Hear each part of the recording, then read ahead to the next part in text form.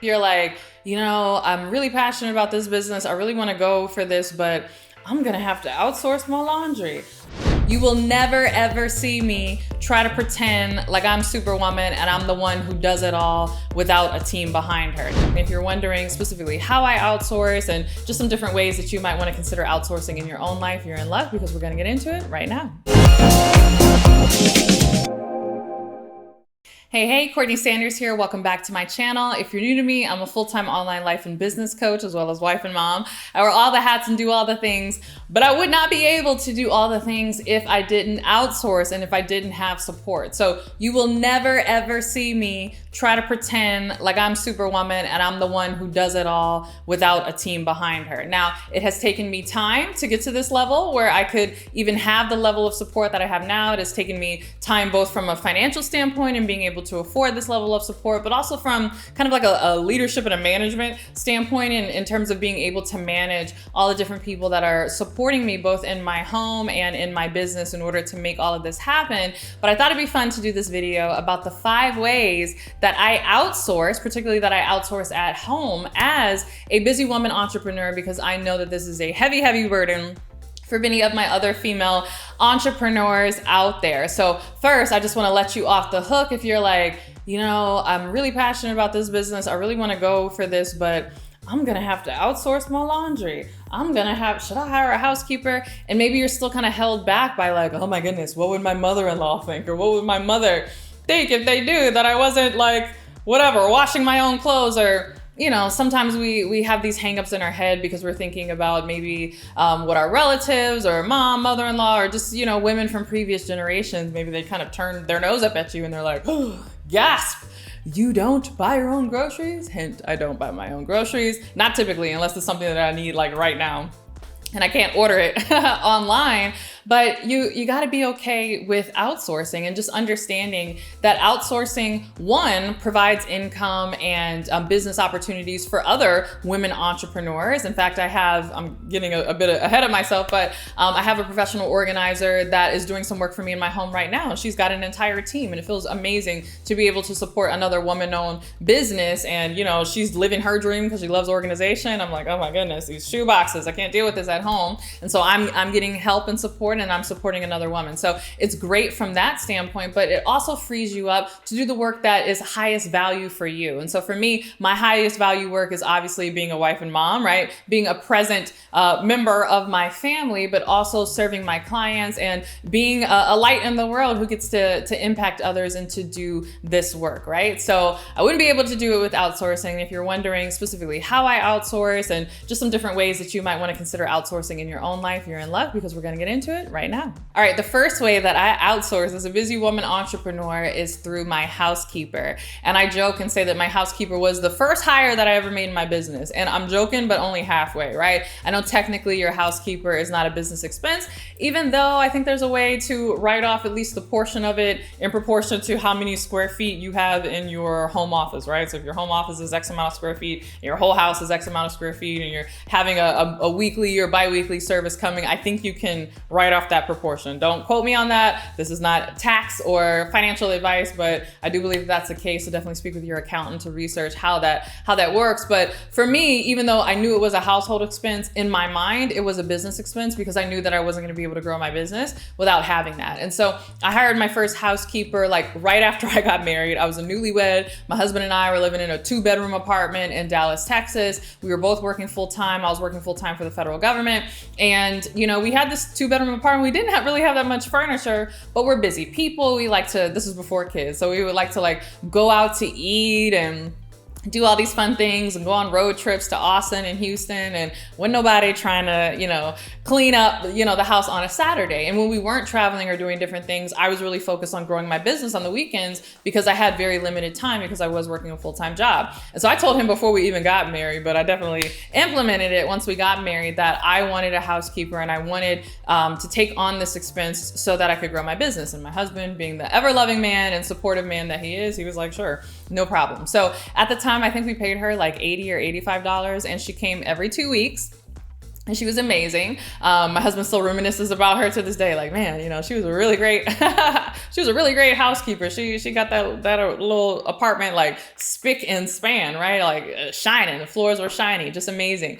But you know, her amazing work really gave me my time back. You know, it wasn't, we didn't have kids, so it was just the two of us. So I didn't need a housekeeper every week. Having her come every 2 weeks was enough for us to keep the house, you know, neat or rather the apartment neat in between time. But having my Saturdays free, essentially, where I wasn't mopping and vacuuming and doing all these different things, really gave me the freedom to really focus on my business. So my housekeeper was instrumental. I always say that's like ground zero of outsourcing. If you're a woman entrepreneur or whatever, if you're a male entrepreneur, if you're just looking for outsourcing because you're a busy entrepreneur, I definitely recommend starting with a housekeeper. And it may or may not technically be a business expense, but you can psychologically think of it as such because it's really gonna help you grow your business. All right, the next move that I made in terms of outsourcing as a busy entrepreneur was my nanny. So I, you know, had my son and then my daughter, and, you know, small kids, they tear up the house, they need a lot of attention, and I work from home. And so in the beginning, before I could afford a nanny, you know, I remember kind of propping my son up. He was like 6 months. I could sit up and was like starting to crawl a little bit. And so I like prop him up with his toys. And then I try to get like 15 minutes of email writing in, or, you know, short spurts of work. And so if you're a new mom and you're like, oh, that's where I'm at right now, like, girl, I empathize with you. So I remember those days where, you know, I couldn't afford that type of help. And so I kind of had to do my work in bits and spurts. I remember putting him in the carrier and standing at the island in the kitchen and kind of bouncing him in the carrier, hoping that he would go to sleep while I'm like writing, you know, Instagram captions or whatever. So, you know, you got to do what you got to do. But I've since scaled up. So first it was just, you know, me making it work at home. And then I remember we got a gym membership and they had like daycare at the gym. So I would go for an hour, like do a 30-minute workout, and then like spend 30 minutes in the cafe getting a little work done. So I could take advantage of that hour-long childcare at the gym. And then from there was like a drop-off daycare that wasn't too far from the house that I could like take advantage of for maybe 2 hours at a time. I could like record a podcast or what have you.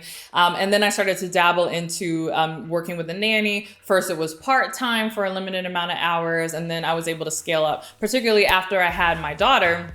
Now that was actually my husband's idea. He was like, look, babe, like, you know, I support you. You're going to need a nanny. And so he was all on board. He was like, you don't even have to pay for that out of your business. Like, you know, we can allocate resources to do that until your business gets to a place where you feel like you can really support, you know, that staff full time. And so that's what we did. And I mean, she freed up so much time initially that my business grew, and I was able to, you know, take that on. And, you know, now I pay her salary, no problem. And you know, she's definitely a integral part of our family. So having a nanny is, you know, amazing. And I love our situation because I do work from home. So it's not like I don't ever get to see my kids. Like I'm just downstairs working, right? So I love it that I could work, you know, sometimes I work in like 90-minute blocks or 2-hour blocks, and I could take a break, go upstairs. My son's at school, but my daughter is at home with the nanny, and I can, you know, cuddle with my daughter and see how she's doing. And we're practicing words and doing all that. And so I get my mommy fix, and I can go back down into my office and work. And times that I have meetings and I'm out in the city, my nanny is texting me pictures of my daughter. And again, it's like, you know, she's a part of the family now. And so having a nanny has been really, really instrumental. I know it can be difficult to find someone that you trust, so definitely get recommendations. See if there's agencies in your area. I know Houston has a lot of actual nanny agencies that will vet nannies for you. I got recommendations from family and friends, and, you know, used agencies and done all the things. I've done care.com, I've done Sitter City, like, you know, I've done it all, and it's taken time to find, you know, a good person, but definitely do that due diligence. But if you find someone that you can trust, having a nanny is super instrumental. All right, the next thing that I started to outsource, and this has been such a game changer for me. I'm like, oh, it's gonna be hard to go back. I don't know if I'm ever going back. And that is having a meal prep chef. So this was actually something I started when I was pregnant with my daughter, because I found that the old wives tell us true that, you know, you have a lot of energy when you have boys, but girls, ooh, they take a lot out of you. And so when I was pregnant with my daughter,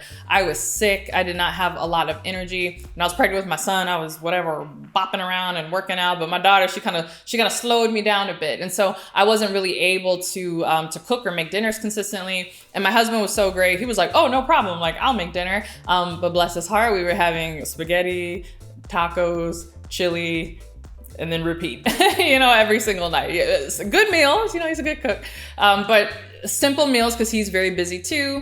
And so he would, come home oftentimes late from work and, rush to put this meal together and then go upstairs in his office and try to finish the remaining work. And so I just felt really bad that, he was stressing and trying to get this done. His bosses were on him and then I was too sick to cook. And so that's when, I got the idea like, hey, why don't we start working with a meal prep chef? And so again, just like the nanny, it takes a while to find someone that fits with you. So, I went through a few companies before I found a meal prep chef that really worked, but actually referrals. So my esthetician, where I go get my skincare done, she was like, I have a friend, she caters sometimes when we have like parties at the house. She's a really good cook. You should reach out to her and see if she does meal prep. And so I did, and she is phenomenal. So yeah, we found our meal prep chef and we've been working with them.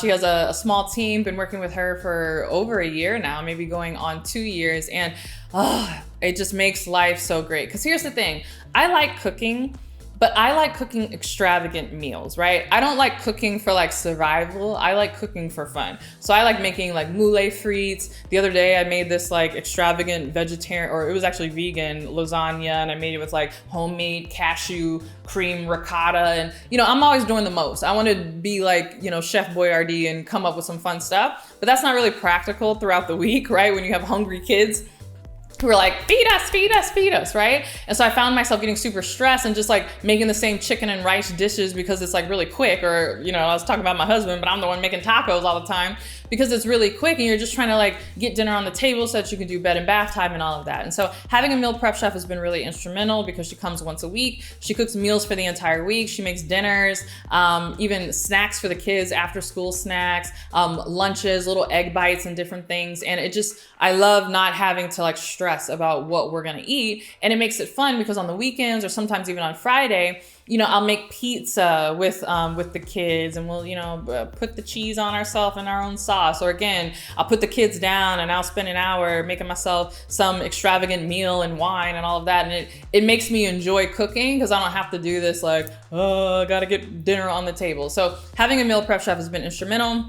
And she's actually not as expensive as you would think because she's able to reuse ingredients in a way that I am terrible at. So when we were actually trying to like cook and make all the meals ourselves, I found that we were wasting a lot of vegetables, produce was going bad, stuff was sitting in the pantry for a long time. Like we weren't like optimized in using all of the ingredients. Our grocery bill is so much lower with the meal prep chef than it was when we were cooking on our own that I want to say we're probably spending the same amount or less on food, even including her fee, just because she is so efficient on using the food that we already have. So this is what I'm saying. Oftentimes we think like, oh, these things are outside of my range or there's no way that I could do that. You would be surprised. So I would investigate meal prep chefs in your area. You can even reach out to culinary schools and see if they have students who maybe need, cooking hours or whatever as a part of their program and curriculum. You can, have them do meal prep for you at home and, it can make all the difference. I love my meal prep chef. All right, I have more where that came from, but first I want to hear from you. What's one area that you want to outsource really, really bad at home? Go ahead and share in the comments below. All right, the next area that I've outsourced and that I mentioned at the top of this video is professional organizing. In fact, I'll even say professional organizing / interior design. So I'm actually outsourcing both. We had an interior designer who worked on one room. I'm working with another interior designer to get the rest of the house together. So I'm still in that process. So I can't quite give you recommendations or how to go about it because, we've gone through a few people and I'm still kind of getting my sea legs on that. So once the house is officially furnished and decorated and I feel like I know more about the process, I'll share more about the interior designer. But I'm also working with a professional organizer who's helping us get everything organized. So my goodness, working with the kids, the toys. And I get it, because I know some of you are gonna be like, that's why you need to be a minimalist. Kids nowadays, they have too many toys. I agree. These kids do not need these many toys. They have too many toys. They don't even play with them. Listen, I want to be a toy minimalist, but here's the thing. Those pesky grandparents are always sending Amazon pallets, right? Whole trucks are backing up, spoiling these kids with all these toys. And I tell them all the time, I'm like, Mom, Dad, like, we don't have places to put all of this stuff. So currently organizing all of that.